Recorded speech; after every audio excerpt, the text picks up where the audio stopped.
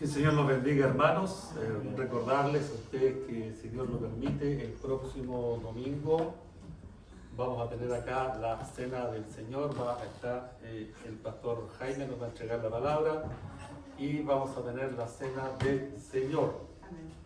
Y también que el día de ayer se realizó una asamblea de iglesias, participaron Ignacio y Celso, así que pronto le vamos a dar a ellos la oportunidad, no hoy día, para que nos hagan su presentación, su resumen. ¿Ya? Bueno, hay que aprovechar los cimientos, dicen algunos. La ofrenda de misiones también la próxima semana. Ya, la ofrenda de misiones la próxima semana. Repaso y vuelvo a donde estaba. Hay que aprovechar los cimientos, ¿cierto? Muchas de las grandes culturas que nosotros conocemos aprovechaban los cimientos de otras culturas para seguir construyendo. Incluso hay una teoría que dice que cuando Valdivia llegó a este valle, encontró que aquí se daban las condiciones para construir una ciudad, básicamente porque había un cerro que les permitía ejercer defensa en caso de ataque, y había un río limpiecito, impecable, que los lugareños llamaban Mapocho.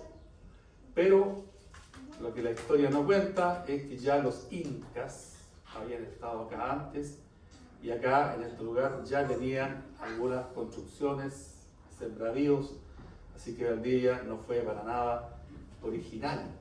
Entonces, aprovechando los cimientos, voy a aprovechar que en la mañana, ¿cierto?, nuestro hermano Cristian nos empezó a enseñar el Salmo 127, empezamos a estudiar con él el Salmo 27, y Dios es grande porque jamás de los jamases ninguno de nosotros pensamos que hoy día íbamos a tener dos visitas con J, ¿no es cierto?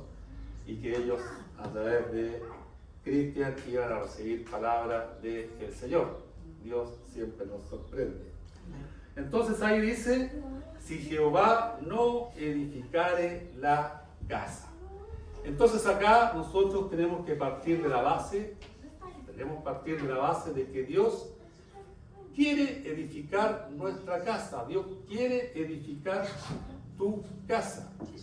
Y efectivamente, en las vidas de muchos hoy en día, no cristianos, no creyentes, las construyen, pero las construyen en base a lo que dicen otros hombres. Algunos lo hacían en base a determinados filósofos, y así como él nombró a Camus, que tenía su particular visión de la vida, otros empiezan a edificarse en base a otros filósofos, en base a otros pensadores, y hoy día hay muchos que se edifican en base, por ejemplo, a lo que dice un tal Paulo Coelho, y lo que él dice, y leen sus libros, y buscan libros de autoayuda para ser más grandes. Incluso hay una vertiente muy equivocada de un pseudo cristianismo basado en que como que Dios es un entrenador personal y te va a ayudar a ti a que tú logres todas tus cosas, y lo planifican de tal manera que llenan lugares que ellos llaman templos y van haciendo estas frases hermosas. Otros buscan edificarse en base a amigos, en base a familiares, incluso algunos en base a determinadas posesiones. Pero todo eso no es en base a Dios, y en cualquier minuto se va a terminar, y se puede terminar, ¿cierto? ¿Quién se acuerda de los escritos que se hicieron en el siglo XVIII? Con suerte nos acordamos de William Shakespeare, y si le preguntamos a la gente, nómbreme 5 obras de Shakespeare, probablemente te van a decir Romeo y Julieta, Hamlet y nada más. y cuando él fue famoso y todos pensaban que él era inmortal, termina desaparecido. ¿Cuánto tiempo en este país se hablaba de, Pablo Neruda, Pablo Neruda, Pablo Neruda? Y hoy día Pablo Neruda está literalmente ya desapareciendo, siendo minimizado. ¿Por qué? Porque se supo de algunas barbaridades que hizo en una etapa de su vida y fue lo que se llama hoy día cancelado. Hoy día es una peste asociarse con Pablo Neruda. Y van desapareciendo. Pero la palabra de Dios permanece. Y se reedita, y se vuelve a leer, y los más jóvenes la leen, y descubren las maravillas. Entonces aquí recordamos entonces que Dios sí quiere edificar nuestra vida espiritual. ¿Y quién quiere edificar mi vida espiritual?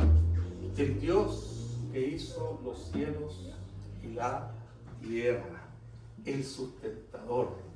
Ese Dios quiere edificar mi vida y es el único que realmente me puede edificar. Y Dios nos llama a la edificación. Y claro, muchas veces en este proceso de edificación, Él va a decidir que nosotros tenemos que pasar por determinadas circunstancias, vamos a tener que vivir ciertas situaciones que nos van a permitir aprender y a desarrollar mi confianza en Él. No en lo que yo pueda hacer, porque yo puedo llegar a ver a una persona, a un ser humano, como súper importante, y empiezo a imitarlo, y empiezo a ver, incluso algunos empiezan a hablar como ellos. Yo me recuerdo muchas veces un predicador que se llamaba porque ya falleció, Jimmy Swaggart, que tenía todo un programa y que fue impulsado en este país. Claro que también había motivaciones de carácter política en su momento, pero yo recuerdo a un joven en nuestra congregación que al predicar tenía ciertos rasgos. En esas palabras, él lo quería imitar a ese predicador. Y ese hombre, lamentablemente cayó en desgracia, fue así masacrado, y esperamos que al parecer después él se reconcilió y Dios obviamente lo perdonó. Pero ahí aprende uno que yo no puedo confiarme en dioses, excepto en hombres, en dioses circunstanciales. Entonces, ese Dios, el que hizo los cielos y la tierra, es el que quiere a mí edificarme. Y cada cierto tiempo es muy probable que yo, repito, voy a vivir circunstancias, eventos que me van a ayudar a profundizar mi fe en Él, en esa confianza. Entonces, nosotros muchas veces hemos aprendido que a veces iniciamos ciertos proyectos, pero no le preguntamos al Señor, lo dejamos de lado, ¿cierto? Y nos lanzamos. A mí me pasó muchas veces en otra etapa de mi vida y finalmente no resultó o no resultaba en lo que yo creía, y en ese minuto aprendí a que me equivoqué, y eso me demuestra que yo tengo que consultar su voluntad. Cuando tú lees otro salmo, el Salmo 23, te das cuenta en el versículo 4, voy a leer solamente ese versículo, 23:4, y dice ahí: aunque ande en valle de sombra de muerte, no temeré mal alguno, porque tú estarás conmigo. Tu vara y tu cayado me infundirán aliento. Ese Salmo 23, versículo 4, me enseña que el trabajo del pastor es guiar, proteger, sanar heridas, colocar ungüento, fortalecer y llevarte al mejor lugar. Ese es el Dios que a mí me está edificando. Es decir, que quiere lo mejor para mí. Y efectivamente, en algún momento de mi vida voy a pasar situaciones difíciles. Vamos a pasar situaciones que no nos gustan, ¿cierto? Y ahí vamos a darnos cuenta que a veces todo lo que teníamos planificado se puede derrumbar, se puede derrumbar. A veces por un accidente, a veces por cualquier situación, y lo que estaba creado se vino abajo de una manera impresionante. Y todos nosotros hemos visto y compartimos a veces con personas que tenían un proyecto de vida basado en cualquier cosa, menos en Dios, y en un momento determinado ese proyecto se derrumba, se viene abajo, se acaba y esta persona queda literalmente en el suelo, totalmente destruida. Y es triste verlos así. ¿Y por qué? Nosotros a veces tratamos de darle una mano, tratamos de ayudar. ¿Y qué es lo que le decimos? Solamente es el Señor el que te puede rescatar desde ese lugar. Pero para llegar al Señor se requiere ir con humildad, con reconocer que yo me he equivocado. Y si yo lo hago así, vamos a descubrir que es el Señor sí nos va a reconfortar, nos va a animar y nos va a decir lo que ya nos dijo, ¿cierto? Y que fue muy importante en el periodo de la pandemia, donde descubrimos la fragilidad que tenemos como sociedad, la fragilidad que tenemos como ser humano, cuando había tanto temor. Y yo me recuerdo que ahí fue muy importante lo que Jesús nos dice ahí, que quedó registrado en el Evangelio de Juan, capítulo 14, versículo 1, no se turbe vuestro corazón, creéis en Dios, creed también en mí. Juan 14, 1, ella ha aprendido 2 versículos en la Biblia. Y ahí recuerdo entonces que claro, cuando hay toda una situación de temor, de miedo, ahí está Jesús, ahí está Él, con su palabra, con su certeza, con seguridad. No tengan miedo, no tengan miedo, es muy importante, ¿ya? Entonces, cuando tú aceptas al Señor, te das cuenta que empiezas a caminar, a desarrollar tu vida con la presencia de, ¿cierto?, el Espíritu Santo. Jesús les dijo, les conviene que yo me vaya porque vendrá el Consolador, ¿cierto? Y Él les enseñará tantas cosas. Entonces, efectivamente, cuando el Espíritu Santo está con nosotros, vamos a descubrir que hay situaciones que nos podrían quebrar, pero yo estoy con el Señor, ¿cierto? Y nos vamos a dar cuenta que Él nos está fortaleciendo. Y aquí es muy importante buscar nuevamente en la palabra, en el texto de Hebreos, capítulo 12, versículo 2. 12:2. Dice entonces, puestos los ojos en Jesús, el autor y consumador de la fe. Puestos los ojos en Jesús. Es decir, hacia dónde estoy mirando. Hay personas que todos los días están consultando el computador para saber cómo van las acciones. Invertí tanta plata en estas acciones y estoy nervioso, estoy preocupado. Pero yo no los critico. ¿Saben por qué? Porque yo lo hice muchos años atrás.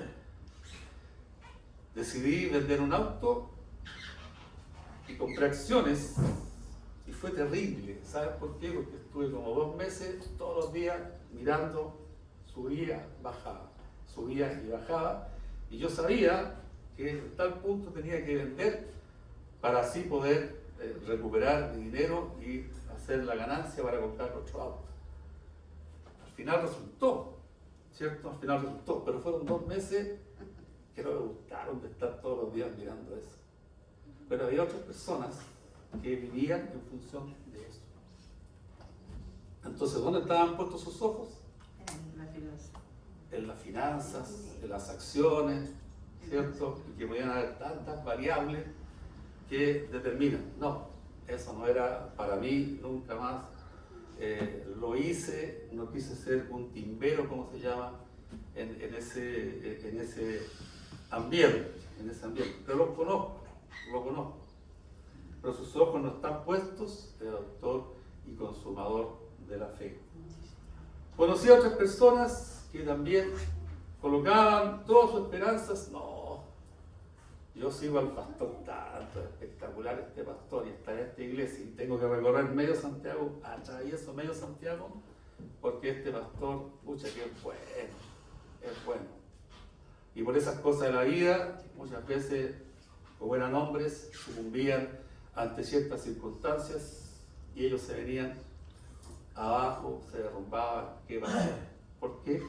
Porque tenían puestos los ojos en un hombre que puede equivocarse, y no, como dice acá, puesto los ojos en el autor y consumador de la fe.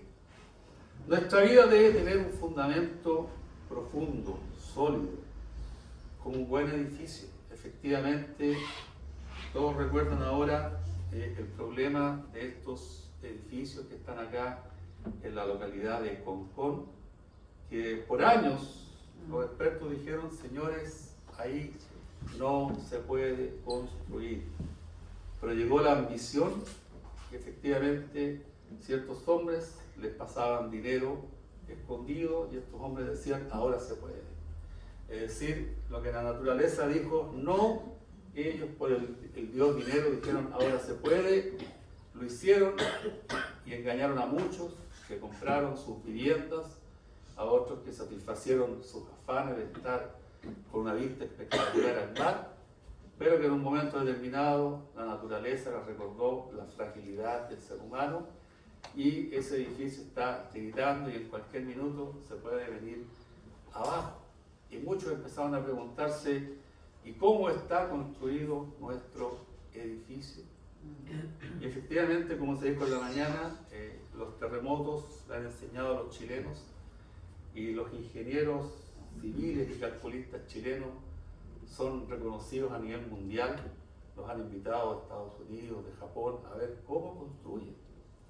Y es más, se desarrolló una técnica acá en Chile muy especial para construir, y que se aplicó en la Torre Costanera, que tiene no sé cuántos pisos, y que mucha gente sube, y un atractivo, y todos quedaron asombrados cuando se produjo el último sísmico, muy alto sísmico, resistió perfectamente, y esa técnica se importa ahora, de otros países la copian para construir edificios. Pero eso nos demuestra que todo debe tener un muy buen cimiento, sólido, ¿cierto? Y la vida de un creyente se debe fundar en la roca que es Cristo, ¿cierto? En esa roca debe estar fundada, pero eso es un proceso continuo, porque después se debe ir construyendo, ¿no es cierto? Y en una parte Pedro dice: ved cómo construyen, porque algunos lo hacen con hojarasca, otros lo hacen con distintas cosas, y en algún momento, pero el fundamento siempre va a estar ahí. ¿Cómo estoy construyendo? ¿Ya? Y eso es un proceso continuo, no es que se acabe, no es que yo diga: llegué a cumplir 30 años, ya no construyo más.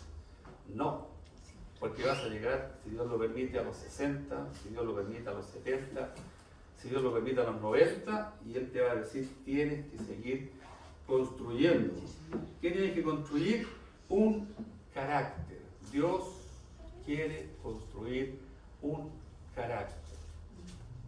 Si Dios no quisiera construir un carácter, entonces, ¿por qué José tuvo que experimentar el ser traicionado por sus hermanos, terminar como un esclavo y después estar como 10 años preso?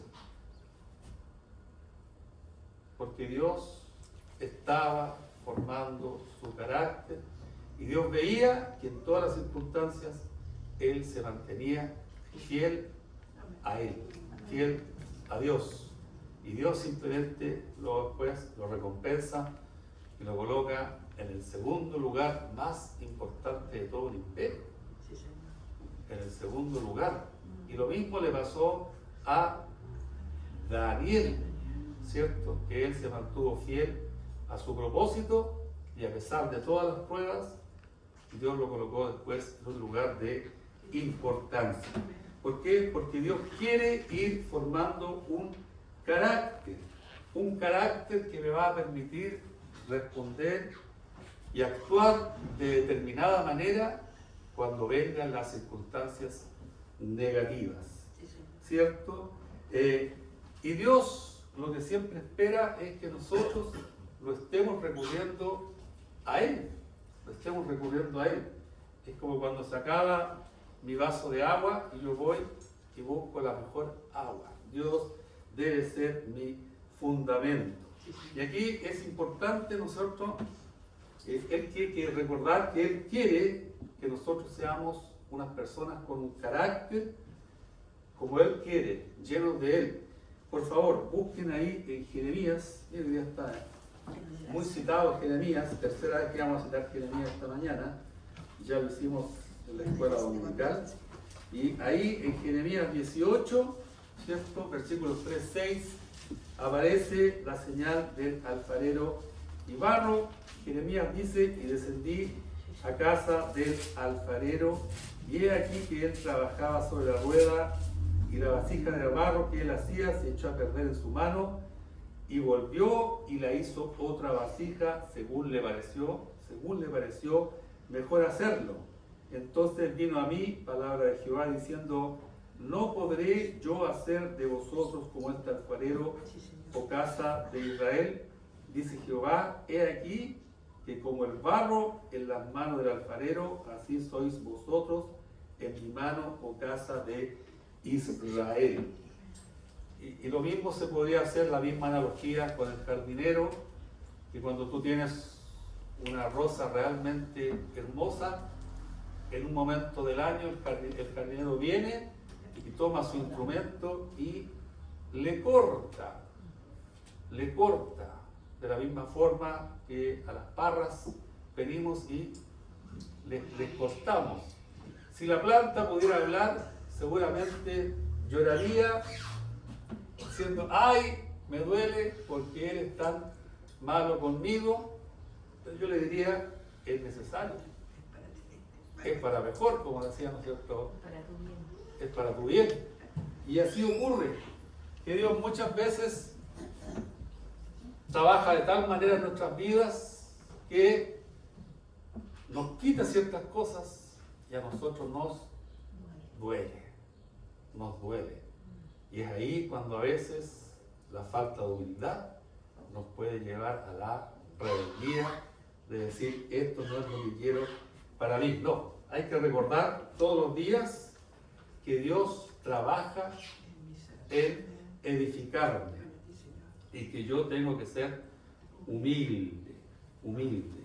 Y cuando las cosas no me resulten como yo espero, tengo que tener la suficiente madurez para parar, humillarme ante el Señor y decir: ¿sabes, Señor? Muéstrame qué estoy haciendo mal en mi vida. ¿Qué es lo que yo estoy haciendo que a ti no te agrada? Y cuando Dios me lo muestre, simplemente tengo que desecharlo o pedirle a Él: Señor, saca esto de mi vida. Y Dios va a corregir, como el buen pastor va a sacar, pero a su vez me va a colocar un ungüento, una pastita, para que eso se resume, porque Dios quiere lo mejor para ti.